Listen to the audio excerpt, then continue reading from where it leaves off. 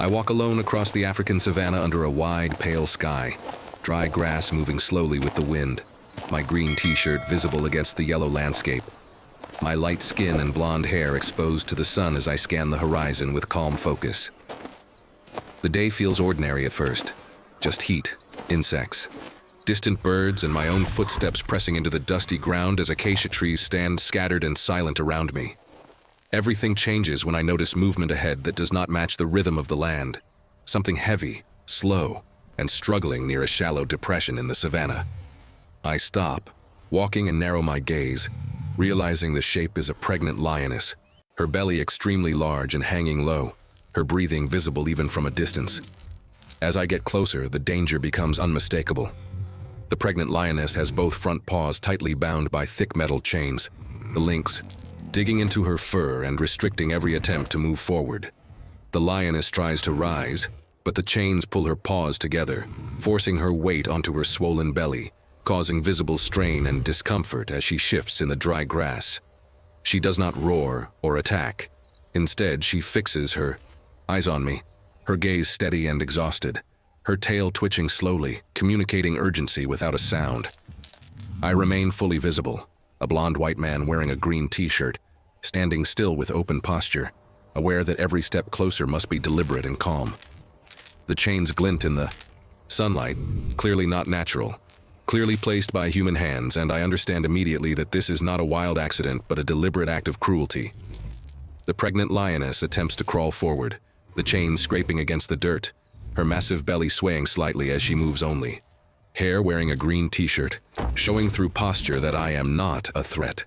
The pregnant lioness lifts her head slightly, her enormous belly pressing into the ground, her front paws still bound tightly by thick metal chains that prevent her from standing properly.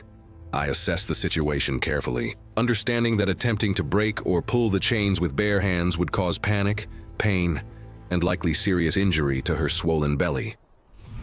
I slowly reach for my satellite phone clipped to my belt, keeping my eyes on the pregnant lioness, ensuring my movement does not trigger fear or sudden reaction. With deliberate motions, I activate the phone and send an emergency location signal, requesting wildlife rescue assistance trained to handle large predators safely.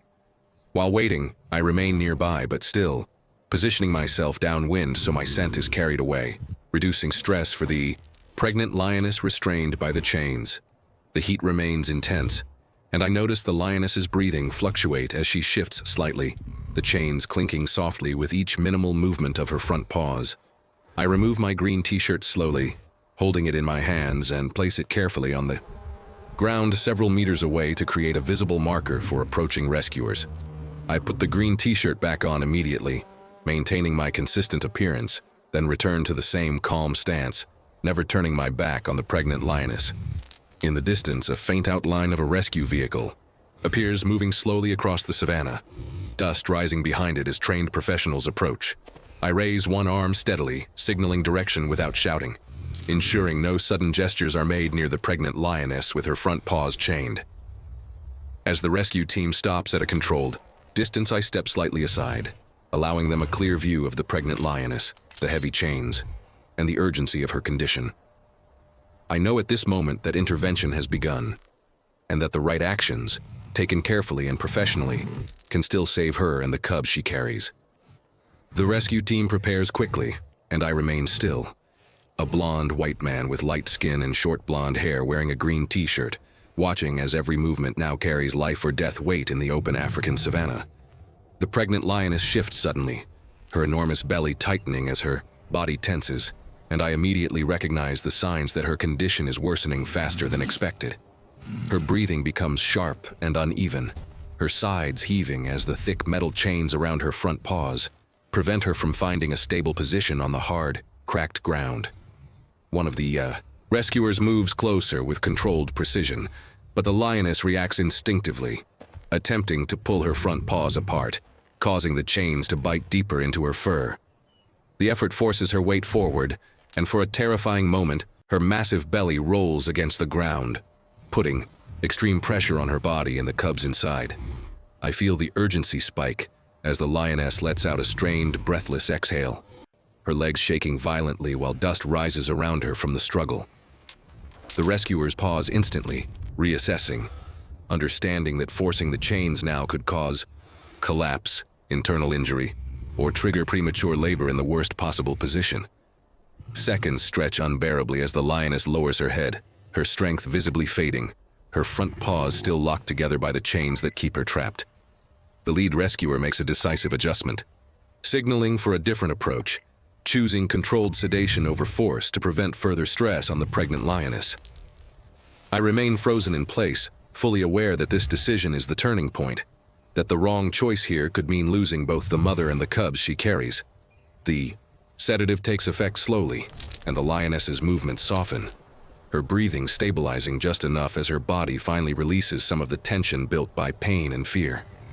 As the chains are finally prepared to be cut under precise conditions, I know we have reached the edge of failure and success, and that everything depends on these next careful seconds. The chains are cut cleanly and carefully, and I watch as the thick metal finally releases from the pregnant lioness's front paws, leaving her legs free for the first time in what feels like an eternity.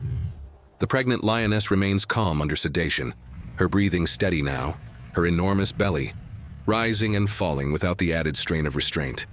The rescuers gently pull the heavy chains away and place them aside, ensuring nothing remains tangled around her paws or pressing into her fur.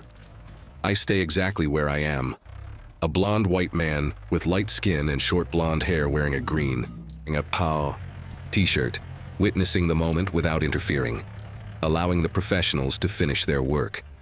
As the sedation begins to wear off, the pregnant lioness slowly flexes her front paws, testing movement, placing them carefully on the dry savanna ground.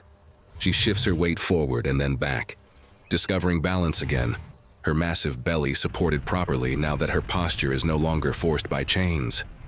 For the first time, the pregnant lioness manages to stand fully, her legs steady despite exhaustion, her body aligned naturally under the African sun. She pauses, standing still, breathing deeply, adjusting to the freedom of movement while the savanna stretches quietly around her. The rescuers step back in unison, giving space, ensuring there is no pressure, no noise, and no sudden motion as she regains strength. The pregnant lioness takes a slow step forward, then another, her paws sinking lightly into the dry grass instead of scraping helplessly against the dirt. She turns her head briefly in my direction, her eyes calm and alert, not fearful, not aggressive, simply aware.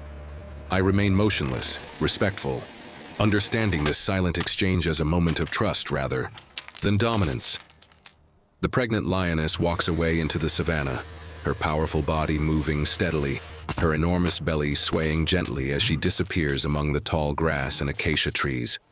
I stand alone again in the African savanna, green t-shirt catching the light, watching the grass settle behind her, knowing that both she and the cubs she carries now have a future.